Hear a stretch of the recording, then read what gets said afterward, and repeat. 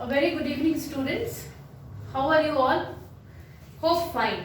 सब अच्छे होंगे आप सब, है ना। आज हम लोग डिस्कस करेंगे कोऑपरेटिव सोसाइटी, जो आपके हिंदी वाले बुक का 9 चैप्टर है ना।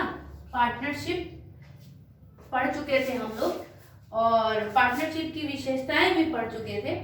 अच्छा सॉरी ज्वाइंट स्टॉक कंपनी है 8 चैप्टर, जो कि हम लोग नहीं कर पाए हैं, तो कोई बात नहीं। आज हम लोग पहले कोऑपरेटिव सोसाइटी देख लेते हैं, फिर हम लोग ज्वाइंट स्टॉक कंपनी पढ़ लेंगे एक एक करके। ओके चलो, अब जब हम कोऑपरेटिव की बात करते हैं तो आपको सिंपल कोऑपरेटिव मतलब समझ में आता होगा, किसी को कोऑपरेट करना, है ना। तो कोऑपरेटिव सोसाइटी यानी सहकारी समितियां या संगठन। तो सहकारी समितियां या संगठन की जब भी बात होगी तो मतलब वैसी समितियां या वैसा संगठन जो हमको हेल्प करे, ठीक है।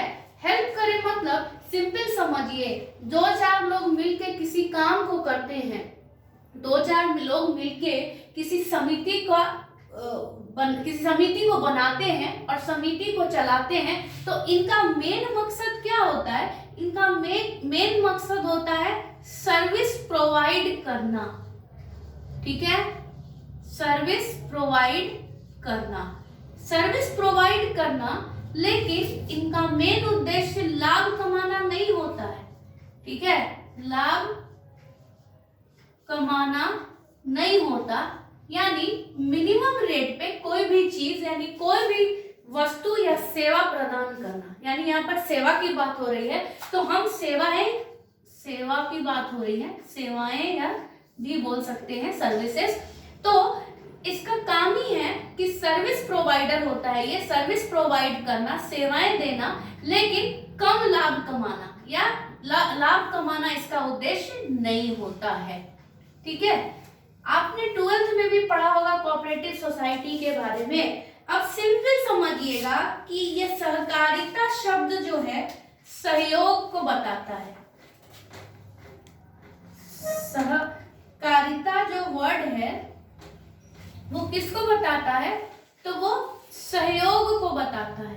किसी भी चीज में सहयोग करना यानी कोऑपरेट करना, है ना।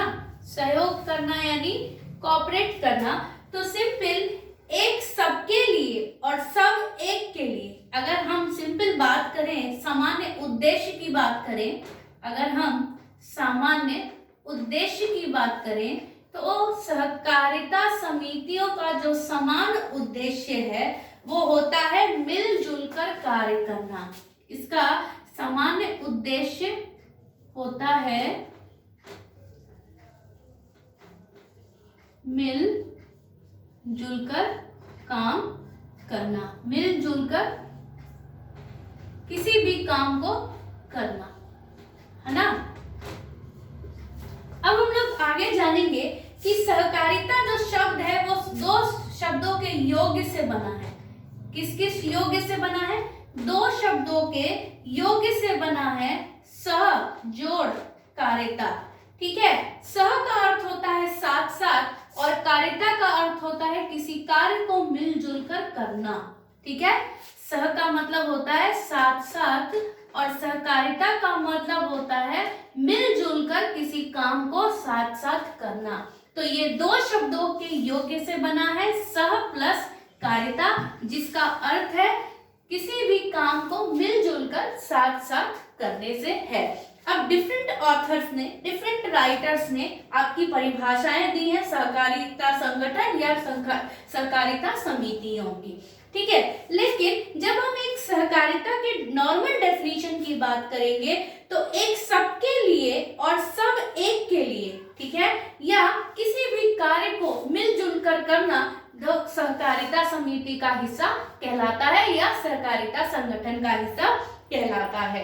अब आप सिंपल समझिएगा कि अगर हम डिफरेंट डेफिनेशंस की बात करें तो कैलवर्ट ने, हेरिक ने और सेलिगमैन ने दिया है डेफिनेशन, लेकिन जो सबसे नॉर्मल डेफिनेशन डेफिनेशन है, इसको जानिएगा कि सहकारिता उन व्यक्तियों की एक ऐसी क्रिया से है जो सामूहिक लाभ के लिए पारस्परिक प्रबंध के द्वारा अपनी ही शक्ति, साधनों या दोनों को सम्मिलित ढंग से उपयोग करते हैं। सिंपल समझिए, मेरे पास कोई भी पारस्परिक प्रबंध द्वारा अपनी शक्ति और साधनों का इस्तेमाल करना, ठीक है। तो ये हम इसको पूरा नहीं लिखेंगे, आप याद रखिएगा कि हेरिक का डेफिनेशन आपको याद करना है, हेरिक के अनुसार, ठीक है, अकॉर्डिंग टू हेरिक। क्लियर है? हेरिक के अनुसार क्या है? तो हेरिक के अनुसार यही है कि सहकारिता उन व्यक्तियों की एक ऐसी क्रिया है जो समूह के लाभ पारस्परिक प्रबंध द्वारा अपनी शक्तियों और साधन दोनों में सम्मिलित ढंग से उपयोग करते हैं। Cooperation is a form of organization. अब एक चीज और ध्यान में रखिएगा, इंग्लिश में भी हम नहीं लिखना चाहते, हम बता देंगे, आप लिखते चले जाइएगा। कॉपरेशन की बात करें तो is a form of organization where in person voluntary associate together as a human being on the basis of equality for the promotion of economic interest and themselves।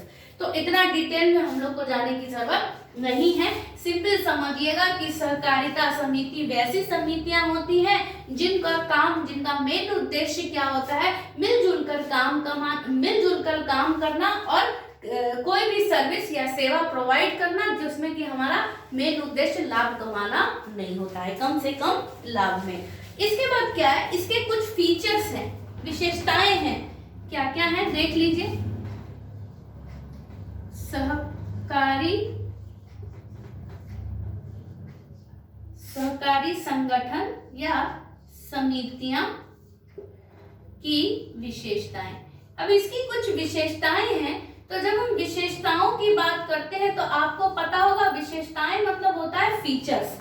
तो पहला क्या है, ये एक ऐच्छिक संगठन है, अपनी इच्छा से किया हुआ गया काम को हम कहते हैं ऐच्छिक संगठन। सिंपल समझिएगा, हमारे गांव में बहुत से लोग रहते हैं, लेकिन ऐसे 10-20 लोग हैं कि जिनका उद्देश्य या जिनका मन है कि हम लोग मिलजुल कर कुछ ऐसा काम करें, यानी एक हॉस्पिटल खोलें या एक स्कूल खोलें जिसमें हम अपने बच्चों को फ्री में पढ़ा सके। गांव में जितने बच्चे हैं उनको फ्री में पढ़ा सके। तो कुछ इसमें इन 20 लोगों में से किसी जरूर ये दिमाग किसी एक या दो के दिमाग में आया होगा ये बातें, और वो सारे लोग मिलकर, यानी इसमें कुछ पैसा इन्वेस्ट कर वो सारे लोग मिलकर एक समिति बनाएंगे और उसके तहत उस स्कूल को चलाएंगे और उसमें वो फ्री सर्विस प्रोवाइड करेंगे। यानी फ्री सर्विस यहाँ कहने का मतलब है नॉमिनल फी लेके बच्चों को पढ़ाएंगे। तो बच्चों को पढ़ाएंगे तो क्या होगा, उससे समाज का डेवलपमेंट होगा, बच्चे का डेवलपमेंट होगा और सारे ओवरऑल डेवलपमेंट होने की बात हो जाएगी। यानी सबका डेवलपमेंट होगा, ओवरऑल डेवलपमेंट, ठीक है, गांव का भी डेवलपमेंट होगा। तो ये समझ में आ गया कि ये एक ऐच्छिक संगठन है, यानी अपनी अपनी इच्छा से जुड़े लोगों का एक ये संगठन है जो सारे लोग मिलके करते हैं। उसके बाद क्या है, प्रजातांत्रिक, है ना। यहाँ पर सिंपल समझिएगा, यहाँ पर ये कहने का मतलब है कि अगर सबको डिसीजन, यानी प्रजातंत्र यहाँ कहने का मतलब है कि इस संगठन में जो भी शासन होगा सारे लोग के कहने पर ही होगा, जो भी चलेगा, यानी डिसीजंस में सबका इन्वॉल्वमेंट होगा। ऐसा नहीं है कि सिर्फ एक ही आदमी का इन्वॉल्वमेंट होगा, जो भी डिसीजंस लेंगे सारे लोग मिलके ले सकते हैं, यानी प्रजा के हिसाब से यानी लोगों के, यानी जो भी कोऑपरेटिव सोसाइटी यानी कोऑपरेटिव संगठन के जो भी लोग हैं समिति में, वो सारे लोग फ्री होकर डिसीजंस ले सकते हैं, चाहे वो कोई भी हो, है ना। तो जाने इस 20 लोगों में से सबको राइट है इसमें अपनी विचार विमर्श करने का और विचार देने का, इसीलिए इसको कहा गया है प्रजातंत्रीय शासन। उसके बाद है पारंपरिक सहायता, ठीक है। पारस्परिक सहायता मतलब क्या होता है, पारस्परिक सहायता मतलब होता है कि वैसी संस्थान जिनका मेन उद्देश्य है कि दूसरे को सहायता देना, यानी दूसरों की सहायता करना। तो सिर्फ सहायता करने की जब बात होगी होगी ना, तो इसका मतलब ये नहीं, तो पहले तो अगर आपके दिमाग में या आपके नेचर में, आपके व्यवहार में जब किसी की भी सहायता करने की बात आएगी या ऐसे भी आपका, तो वो आपके अंदर से आपके मन में आती है कि हमको इसको सहायता करनी है या हमको इसकी मदद करनी है। और बहुत लोग के हैबिट होता है कि कोई दूसरे की सहायता नहीं करते हैं। तो पारस्परिक सहायता की बात हो रही है कि जितने भी लोग हैं कि सहायता करने के उद्देश्य से ही हमारे सहकारी समितियों में जुड़ते हैं या काम करते हैं। उसके बाद है ये एक सामूहिक प्रयत्न है। ये तो आपको भी पता है कि सब ग्रुप ऑफ पीपल काम कर रहा है, सामूहिक संगठन है, यानी ग्रुप ऑफ पीपल काम कर रहा है। तो जितना भी लोगों का जो पूरा समूह है ना, सामूहिक यहाँ कहने का मतलब है ग्रुप ऑफ पीपल। तो सामूहिक संगठन यानी जितने भी लोग काम कर रहे हैं, समूह में काम कर रहे हैं, तो सबका मेन उद्देश्य क्या है? सबका मेन उद्देश्य है कि किसी की भी सहायता हो जाए, है ना। तो कम लाभ लेना और ज्यादा से ज्यादा service provider with minimum profit, इनका मेन उद्देश्य है। ठीक, उसके बाद है सेवा का भाव। आगे आपका सेवा का भाव है ना। सेवा का भाव आपको समझ में आता है कि मेरा मन है कि मेरी दिल है या मेरी अंदर की इच्छा है कि हम इसको मदद कर दें, तो सेवा भाव भी होता है कि मेरा मन है तो हम कर देंगे। और बहुत में ये चीज नहीं होती है ना, बहुत में ये चीज होती है, आगे बढ़ के आप किसी की हेल्प कर देते हो तो आपको आएगा, और बहुत को नहीं आता है। बहुत लोग बोलेंगे नहीं हमको किसी की हेल्प नहीं करनी है, जो जैसे चल रहा है ठीक है। तो बहुत में ये चीज होती है, बाय बॉर्न भी होती है, जन्म से भी होती है। बहुत में लोगों को की क्वालिटी होती है कि मेरे में ये भाव है तो चलो हम किसी की मदद कर देते हैं। लेकिन जब मदद तो आप करते हैं, लेकिन हो सकता है कि अगला आदमी उसका मिसयूज कर ले। तो ये आप जब किसी के लिए अच्छा सोचते हो, अच्छा करते हो, तो अगला भी आपके लिए अच्छा सोचता है और अच्छा करता है। तो सेवा भाव का होना भी बहुत जरूरी है। उसके बाद है आपका नगद कारोबार। नगद कारोबार आपको समझ में आता होगा कि इस कारोबार में कोई उधारी नहीं चल रही है ना। कारोबार जो है ये नगद हो रहा है, यानी कैश बेसिस पे हो रहा है। यानी जैसे जैसे हमने किसी भी चीज को दिया, कुछ सामान दिया, बस सीधा सीधा हमने उससे नगद कारोबार, यानी उससे हमने पैसा लिया, कोई भी सर्विस प्रोवाइड की, जो भी उसका नॉमिनल चार्ज है उससे हमने ले लिया। ठीक है, तो आपको इसको बताने की जरूरत नहीं है। उसके बाद इसमें मध्यस्थों का उन्मूलन। मध्यस्थों मतलब आपको समझ में आता होगा मीडिएटर्स, जो बीच के रहते हैं, बीच वाले को मध्यस्थ कहते हैं। तो मध्यस्थों का उन्मूलन यानी आप यहाँ पर किसी में सहकारिता समिति में बीच में किसी भी लोगों की जरूरत नहीं है। आप डायरेक्ट जाके जहाँ भी किसी भी संगठन में या समिति में जाके आप डायरेक्ट बात करके जो भी उसकी सर्विस होगी आप उससे ले सकते हैं, किसी भी तरह की सेवाएं ले सकते हैं।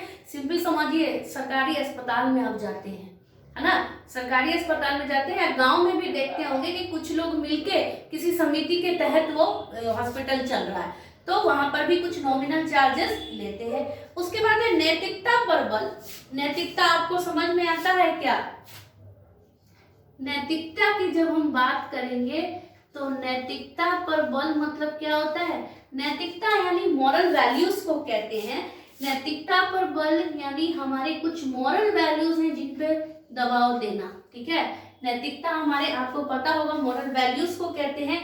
किसी में ईमानदारी कूट कूट के भरी रहती है तो मॉरल वैल्यूज ही हो गए, मॉरल वैल्यूज को डिनोट करता है। ठीक है, उसके बाद है लाभ का बंटवारा, यानी जो भी लाभ हुआ, 10 रुपए हुआ या जो भी हुआ, उसका बंटवारा कर देना। तो इसका मेन मोटिव क्या होता है? इसका मेन मोटिव होता है सर्विस प्रोवाइड करना with minimum cost and minimum profit, यानी कम से कम लाभ कमाने के लिए। अब देखिए, इस सहकारी संगठन के कुछ लाभ हैं। ठीक है, नेक्स्ट पॉइंट जो है इसी में लाभ और गुण है। तो लाभ और गुण की जब हम बात करेंगे तो उसमें भी हम लोग कुछ बात कर लेते हैं। अब आप थोड़ा सा दिमाग लगा के बात कीजिएगा या दिमाग लगा के समझिएगा चीजों को कि आर्थिक गुण, ठीक है, कुछ ना कुछ सहकारिता समिति के लाभ हैं, यानी गुण की बात हो रही है, एडवांटेजेस की बात हो रही है।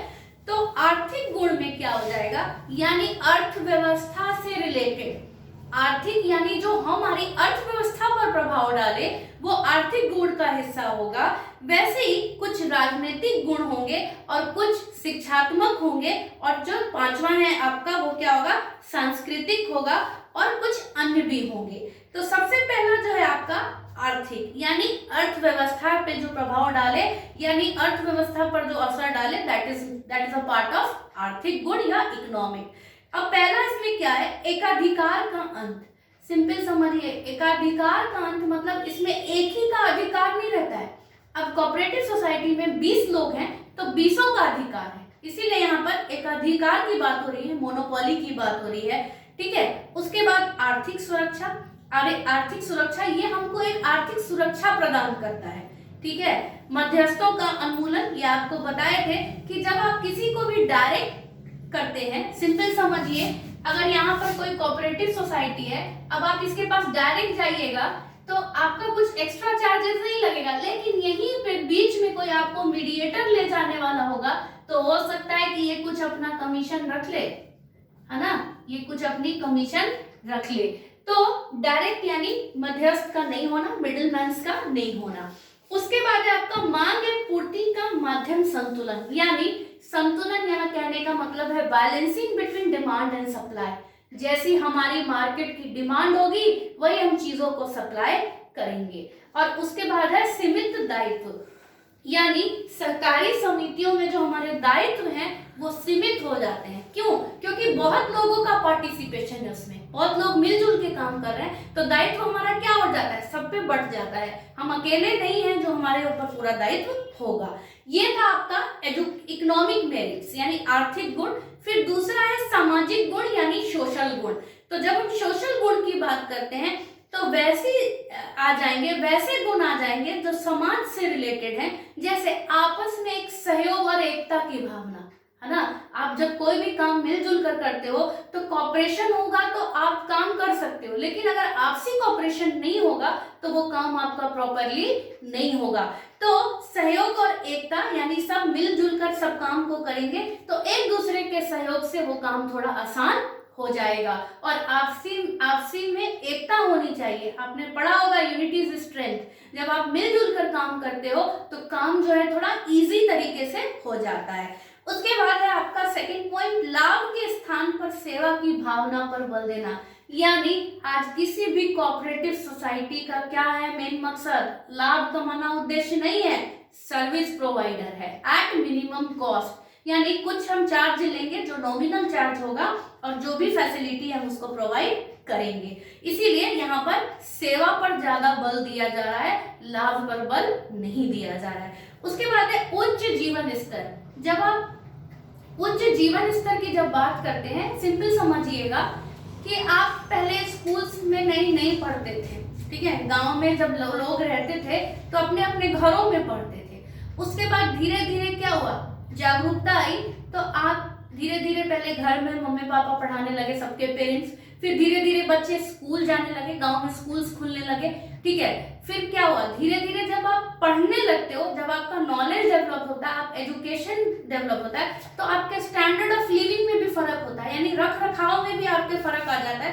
तो जीवन स्तर में भी आपके परिवर्तन होता रहता है, ठीक है। जीवन स्तर में परिवर्तन सिंपल समझिए, पहले हम 10 रुपया कमाते थे, 20 रुपया या 50 रुपया कमाते थे तो पैदल चलते थे।